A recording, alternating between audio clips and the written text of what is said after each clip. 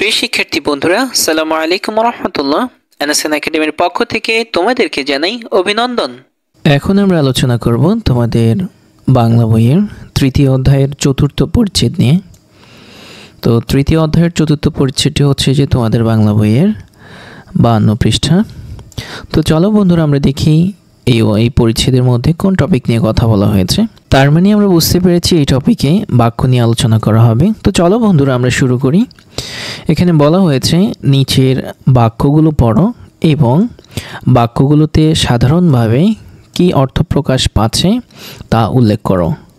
এই যে এখানে বলা হয়েছে যে এই বাক্যগুলো পড়ার পরে হচ্ছে যে এগুলাতে কি অর্থ প্রকাশ পেয়েছে সেটা উল্লেখ করার জন্য। আচ্ছা, তো আমরা দেখতে পাচ্ছি যে এখানে প্রথম বাক্যটিতে বলা হয়েছে আমি বাজারে যাচ্ছি। তারপরে দ্বিতীয় বাক্যটিতে বলা হয়েছে তুমি কোথায় যাচ্ছ। তৃতীয় বাক্যটিতে বলা হয়েছে যে তুমি বাজারে যাও। চতুর্থ বাক্যটিতে বলা হয়েছে ওরে বাবা কত বড় বাজার। তো প্রিয় বন্ধুরা, এই আনসারটি হচ্ছে যে আমরা আমাদের আনসার সেকশনে খুবই সুন্দরভাবে তোমাদের জন্য সাজিয়ে রেখেছি। এখন তোমাদেরকে নিয়ে যাব সেখানে।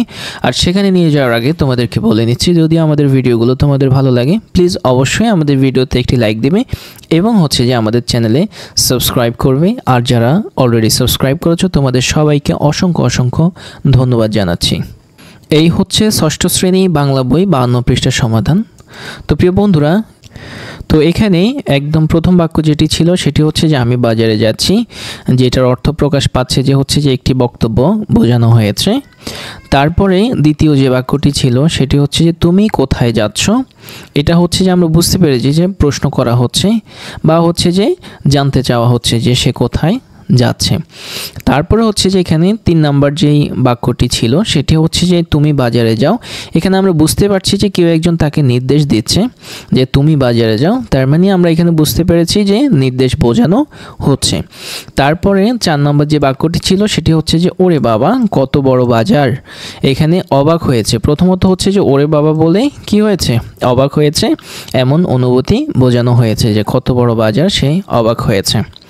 তো ডিয়ার স্টুডেন্টস, এটি ছিল হচ্ছে যে আমাদের 52 পৃষ্ঠার সমাধান। আশা করি তোমরা বুঝতে পেরেছো। আমরা দেখি 52 পৃষ্ঠার মধ্যে এরপরে কি বলা হয়েছে। তো আমরা এখানে এরপরে দেখতে পাচ্ছি যে এখানে বলা হয়েছে বিভিন্ন ধরনের বাক্য।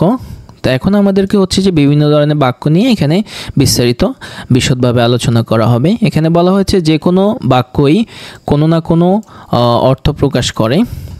বেশিরভাগ বাক্যে সাধারণভাবে কোনো বিবরণ দেওয়া হয়।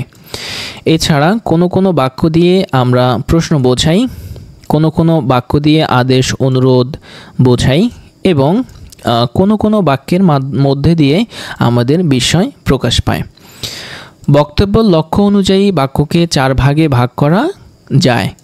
যেমন হচ্ছে নাম্বার 1, 1 নম্বরে হচ্ছে যে বিবৃতিবাচক বাক্য, যেটি হচ্ছে যে ইংরেজিতে আমরা জানি যে অ্যাসার্টিভ সেন্টেন্স, যেটি হচ্ছে যে সাধারণভাবে কোনো বিবরণ প্রকাশ পায় যেসব বাক্যে সেগুলোকে বিবৃতিবাচক বাক্য বলে। যেমন আগামীকাল স্কুলে একজন বিশেষ অতিথি আসবেন। আচ্ছা, এরপরে হচ্ছে যে 2 নম্বরে হচ্ছে যে প্রশ্নবাচক বাক্য, যেটি হচ্ছে যে ইংরেজিতে ইন্টারোগেটিভ সেন্টেন্স। তো এখানে বলা হয়েছে কারো কাছ থেকে কিছু জানার জন্য যেসব বাক্য বলা হয় বা লেখা হয় সেগুলোকে প্রশ্নবাচক বাক্য বলে। যেমন তুমি কি জানো কালকে আসবেন স্কুলে, এই যে প্রশ্ন করা হয়েছে এটি হচ্ছে যে প্রশ্নবাচক বাক্য। এরপরে 3 নম্বরে হচ্ছে যে আমাদের অনুজ্ঞাবাচক বাক্য, যেটি হচ্ছে যে ইংরেজিতে ইম্পারেটিভ সেন্টেন্স। আদেশ, নিষেধ, অনুরোধ, প্রার্থনা ইত্যাদি বোঝাতে অনুজ্ঞাবাচক বাক্য হয়। যেমন তোমরা সবাই কাল স্কুলে উপস্থিত থাকার চেষ্টা করো, এখানে নির্দেশ প্রদান করা হয়েছে। আচ্ছা, এরপরে সর্বশেষ যে বাক্যটি সেটি হচ্ছে যে আবেগবাচক বাক্য। এখানে বলা হয়েছে কোনো কিছু দেখে বা শুনে অবাক হয়ে যে ধরনের বাক্য তৈরি হয় সেগুলোকে আবেগ সূচক বাক্য বলে। যেমন হচ্ছে যে দারুণ, এই যে এখানে হচ্ছে যে আমাদের এক্সক্লেমেশন মার্কস দেয়া হয়েছে, আবেগ সূচক চিহ্ন দেয়া হয়েছে। তুমি সময় মতো আসতে পেরেছ, এই যে এখানে বলেছে দারুণ তুমি সময় মতো আসতে পেরেছ। সো ডিয়ার স্টুডেন্টস, এটি ছিল হচ্ছে যে তোমাদের 52 পৃষ্ঠার আলোচনা। আর আশা করি তোমরা বুঝতে পেরেছো। আমাদের সঙ্গে থাকার জন্য তোমাদেরকে অসংখ্য ধন্যবাদ।